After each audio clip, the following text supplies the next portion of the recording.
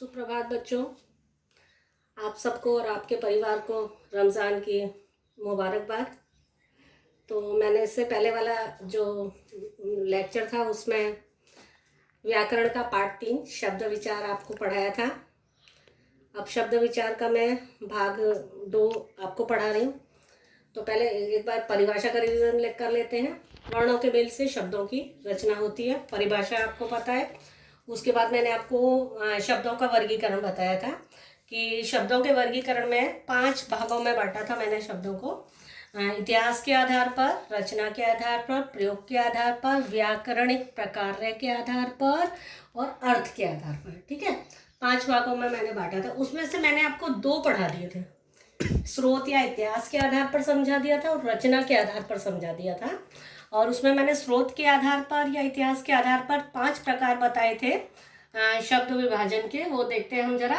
तत्सम, तद्भव, देशज, विदेशी और संकर, ये मैंने आपको 5 प्रकार समझाए थे। उसके बाद मैंने रचना के आधार पर जो आपको बताए थे, रचना के आधार पर हमारे होते हैं 3 भेद, रूढ़ शब्द, यौगिक शब्द और योगरूढ़ शब्द। वो मैंने डिटेल में आपको पूरा समझा दिया था। ठीक है, तो आज हम अपने वर्गीकरण के अनुसार जो तीसरे भाग में बांटा गया है शब्दों को वो देखते हैं जरा। तीसरे भाग में बांटा गया है प्रयोग के आधार पर। अब प्रयोग के, जैसे कि उसमें 5 भागों में बांटा गया था, इसमें 3 भागों में, अब इसमें प्रयोग के आधार पर शब्दों को 2 भागों में बांटा गया है। तो पहला है हमारा सामान्य शब्द और दूसरा है तकनीकी शब्द। तो सामान्य शब्द की परिभाषा देखते हैं जरा हम। सामान्य शब्द वे शब्द जिनको हम दैनिक जीवन मतलब डेली हमारी रूटीन वाली जो लाइफ होती है उसमें हम जिन शब्दों का उपयोग करते हैं, में आम बोलचाल के लिए प्रयोग में लाते हैं। मतलब क्या है, वे शब्द जिनको हम दैनिक जीवन में आम बोलचाल के लिए प्रयोग में लाते हैं, डेली रूटीन में जिन शब्दों का हम उपयोग करते हैं उन्हें सामान्य शब्द कहते हैं। जैसे कि हम स्कूल जाते हैं तो हम उन शब्दों का यूज़ करेंगे, घर पे बोलेंगे, अपने पेरेंट्स से बात करेंगे या अपने मित्रों से या से भी बात करेंगे, तो जो शब्द हम यूज़ करते हैं उन्हें सामान्य शब्द कहते हैं। तो उदाहरण ज़रा हम देखते हैं, जैसे घर, कपड़ा, रोटी, खाना, पानी। रोज़ अधिकतर सब लोग ही इन शब्दों का तो उपयोग करते ही होंगे। ठीक है, दूसरा हमारा है तकनीकी शब्द। वे शब्द जिनका संबंध विभिन्न विषयों, व्यवसायों, विज्ञान आदि से होता है वे तकनीकी शब्द कहलाते हैं। अब देखो जरा, जिनका संबंध विभिन्न विषयों के टॉपिक होगा, अपना सब्जेक्ट भी हो सकता है, वो मैं विषय के बारे में, विज्ञान व्यवसाय के बारे में आगे आपको नीचे बताती हूँ। विषयों मतलब सब्जेक्ट या टॉपिक, व्यवसायों कोई भी हमारा बिजनेस होता है, इजी लैंग्वेज में कोई भी हमारा ऑक्यूपेशन धंधा होता है उसके लिए बोलते हैं। और उसके बाद हमारा क्या, विज्ञान साइंस, जिनके लिए बड़ी बड़ी चीज़ों के लिए हम जिन शब्दों का यूज़ करते हैं उन्हें हम क्या कहते हैं, तकनीकी शब्द।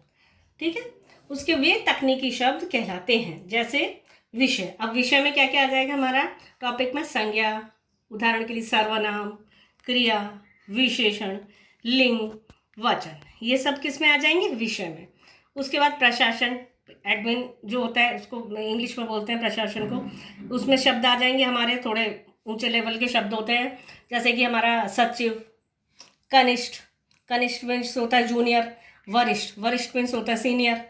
ये मैं तुम्हें इंग्लिश में भी शब्द बता रही हूँ जिससे कि तुम्हें अच्छे से समझ में आ जाए। ये कौन से शब्द होते हैं, प्रशासन से जुड़े हुए शब्द होते हैं, समझ में आया। और ये सब्जेक्ट से जुड़े हुए शब्द होते हैं।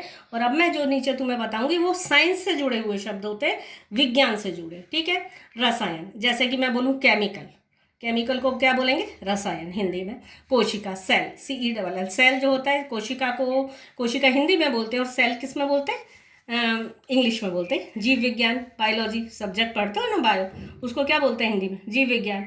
मैं बोलता हूँ फिजिक्स को हम हिंदी में बोलेंगे, केमिस्ट्री को रसायन विज्ञान हम बोलेंगे।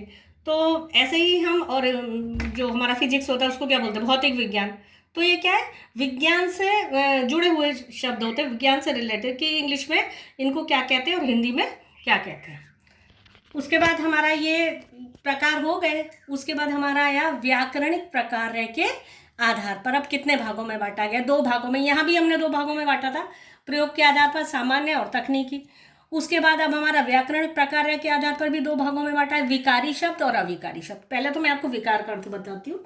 विकार का अर्थ होता है परिवर्तन, और अविकारी अविकार का अर्थ जिसमें कि परिवर्तन ना हो। बस एक शब्द से हमको समझ लेना है। तो विकारी की परिभाषा देखते हैं जरा हम। विकार में क्या होता है? विकार मीन्स परिवर्तन। मैंने बताया जो शब्द वाक्य में प्रयोग किए जाने पर लिंग, वचन, कारक और काल के कारण अपना रूप बदल लेते हैं। मतलब लिंग, वचन, कारक या काल जैसी सिचुएशन होती है उसके अकॉर्डिंग ये लोग अपना शब्द बदल जाता है, वे विकारी शब्द कहलाते हैं। अब इनके भेद देखो, 4 भेद हैं इसके: संज्ञा, सर्वनाम, विशेषण और क्रिया।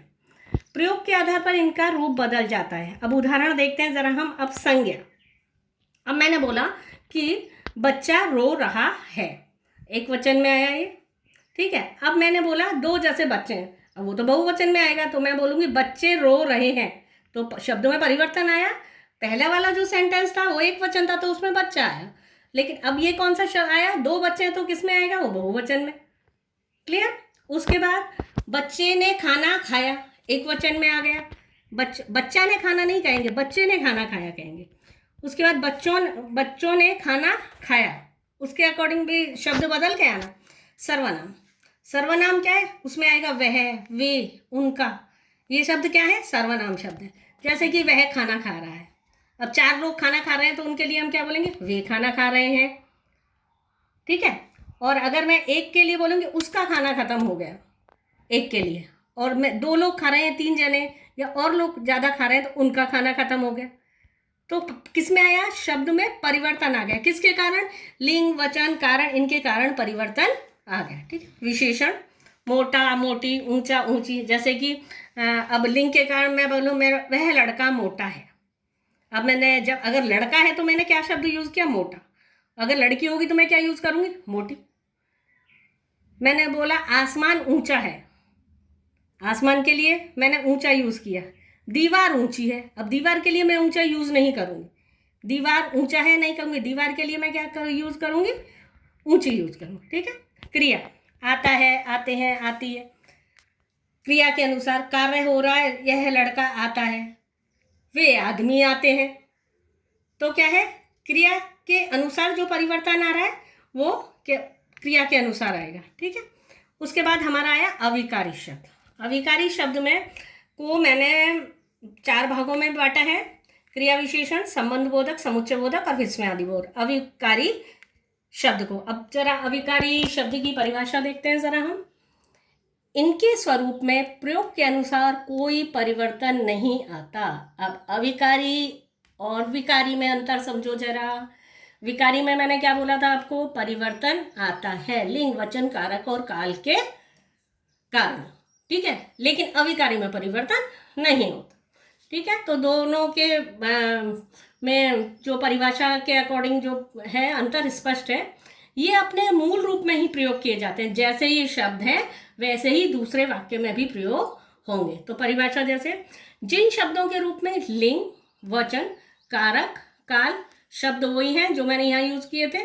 जिन शब्दों में के रूप में लिंग, वचन, कारक, काल आदि के कारण कोई परिवर्तन नहीं होता। विकारी में परिवर्तन हो रहा था, अविकारी में परिवर्तन नहीं हो रहा है, वे अविकारी शब्द कहलाते हैं। अब मैंने इनका विभाजन आपको यहाँ पे बता ही दिया था। क्रिया विशेषण, संबंध बोधक, समुच्चय बोधक और विस्मयादि बोधक, ये अविकारी शब्दों को 4 भागों में विभाजित किया है। तो क्रिया विशेषण जरा हम देखते हैं। क्रिया विशेषण के उदाहरण, क्रिया की विशेषता बताने वाले क्रिया विशेषण। अब मैंने बोला कि धीरे धीरे चल रही हूँ मैं, ठीक है। अब क्रिया तो हो गई चलना, चल रही हूँ, और धीरे धीरे क्या हुआ? क्रिया की विशेषता हो गई। बाहर, जल्दी, जल्दी से आ जाओ। अब आना तो क्या हुआ? हमारा क्रिया हो गई, लेकिन विशेषण क्या हुआ? जल्दी से आना। देरी से आओगे, देरी से क्या हुआ? क्रिया विशेषण, क्रिया के विशेषण। ऐसे उदाहरण है जैसे आज, सदा, यहाँ, ये क्या क्रिया के साथ साथ विशेषता के रूप में जो जोड़े जाते हैं वो क्रिया विशेषण शब्द है। संबंध बोधक, जो कि किसी का संबंध, एक जगह का संबंध दूसरे से बताए, जैसे कि मैं खाना खाने से पहले बाहर था, से पहले। अब खाना खाने से पहले बाहर का और अंदर का संबंध जुड़ा हुआ है। के बाद, के साथ, के भीतर, के लिए, के बाद मैं पढ़ाई करने के बाद बाहर खेलने जाऊंगा, के बाद यहाँ का संबंध किससे जुड़ा हुआ है, बाहर से। ऐसे ये उदाहरण मैंने लिखे हुए हैं, जैसे के भीतर, के लिए। उसके बाद हमारा आया समुच्चय बोधक। समुच्चय बोधक जो कि वाक्यों को जोड़ते हैं, जैसे किंतु, परंतु, अथवा, और, या। जैसे कि मैंने 2 चीज़ दे दी ऑप्शन में कोई भी लिखने को, कि मेरी माँ के ऊपर एक अनुच्छेद लिखो, नीचे लिख दिया मैं ऑटो रिक्शा वाला, फिर एक अनुच्छेद लिखो, बीच में मैंने अथवा लगा दिया। तो दोनों में से हमको एक चीज, तो दोनों सेंटेंसों का जुड़ाव उन्हें कोई सा भी हमको करना है। जैसे कि किंतु, मैं बाहर जाना चाहता था, किंतु मैं आज नहीं जा पाया। परंतु, मैं जाना चाहता था परंतु मैं नहीं जा पाया। और, मैं और मेरा भाई बाजार गए। और से सेंटेंस समुच्चय बोधक जो जोड़ रहे हैं किसी को, ठीक है। विस्मयादि बोधक, जैसे कि आश्चर्य किसी भी चीज़ के लिए, दुख के लिए या खुशी के लिए जो यूज़ करते हैं, जिसको कि हम एक्सक्लेमेटरी इंग्लिश में बोलते हैं ना। चिन्ह, चिन्ह तो आपने पढ़े होंगे, विराम चिन्ह, ये विराम चिन्ह में ही आता है। आह, किसी भी चीज़ के, आह कितनी ठंडी हवा चल रही है, जैसे उदाहरण के लिए, तो हमें अच्छा लग रहा है, बहुत अच्छा लग रहा है, ये खुशी के रूप में। शाबाश, किसी को शाबाशी देने के रूप में, ये विस्मयादि बोधक हमारा लगा। छी छी, किसी भी गंदी वस्तु के लिए हम यूज़ करते हैं, जैसे छी छी, तो हमारा विस्मयादि बोधक लगा। वाह, किसी भी चीज़ को बहुत हमें सुंदर, वाह ताजमहल तो बड़ा सुंदर है, तो हमने विस्मयादि बोधक यूज़ किया। ओह, किसी भी चीज़ के लिए, दुख के लिए हम उपयोग करें, वो किस में आएगा, विस्मयादि बोधक में, ठीक है। तो मैंने इतना बताया, विकारी शब्द, अविकारी शब्द, उनके प्रकार, सारे के सारे। इसके बाद जो हमारा ये 5वां वाला है, अर्थ के आधार पर, ये काफ़ी बड़ा है, इसको समझाने में भी टाइम लगा। तो जो नेक्स्ट मैं आपका लेक्चर लूँगी, उसमें मैं आपको केवल आपके इसके जो शब्दों का वर्गीकरण है, उसका जो 5वां प्रकार है उसके बारे में बताऊंगी, जिसमें कि आएगा हमारा पर्यायवाची, विलोम शब्द, और भी हैं, वो सब उसमें आएंगे, जिनको कि मैं आपको डिटेल में समझाऊंगी। आपको इन सब को शुरू से अच्छे से पढ़ना है। प्रकार तो मैंने, वर्गीकरण तो मैंने 5 ही बताया है। ये वाला जो वर्गीकरण है मैं नेक्स्ट टॉपिक में आपको समझाऊंगी। ये व्याकरण प्रक्रिया वाला यहाँ ख़त्म होता है, और फिर इधर से आपको कंटिन्यू करना है। यहाँ से आपका शुरू हुआ है, प्लेस कम होने के कारण मैंने इधर ज्वाइन किया है, इसको इधर लेना है। और ये 5वां वाला जो टॉपिक है उसको मैं आपको नेक्स्ट टॉपिक में आपको लिखना है, उसका हेडिंग, ठीक है। धन्यवाद।